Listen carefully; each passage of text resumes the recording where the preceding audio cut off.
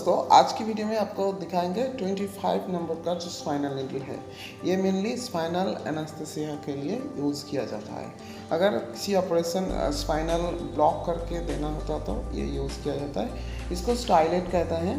ये जो है स्पाइनल नीडल को ये गाइड करता है और इसको इंट्रोड्यूसर नीडल भी इसको कहा जाता है। इसके अंदर ये जो कैप है, ये कैप लगा हुआ रहता है और जो बुपिकेन हाइड्रोक्लोराइड जो इंजेक्शन है ये स्पाइनल ब्लॉक के लिए यूज़ किया जाता है। तो इससे पहले उसको किसी डिस्पोजल में लेना होता है।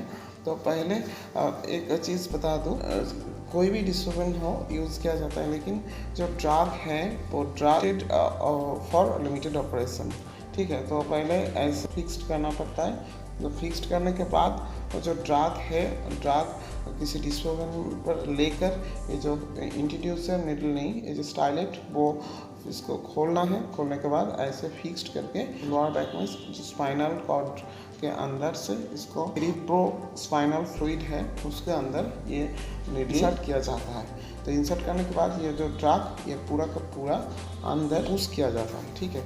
तो ठीक करने के बाद क्या होता है, स्पाइनल के अंदर जो नर्व ब्लॉक हो जाता है, ठीक है। तो फिर इसे खोल कर फिक्स्ड करके और अलग डस्टबिन में रखा जाता है।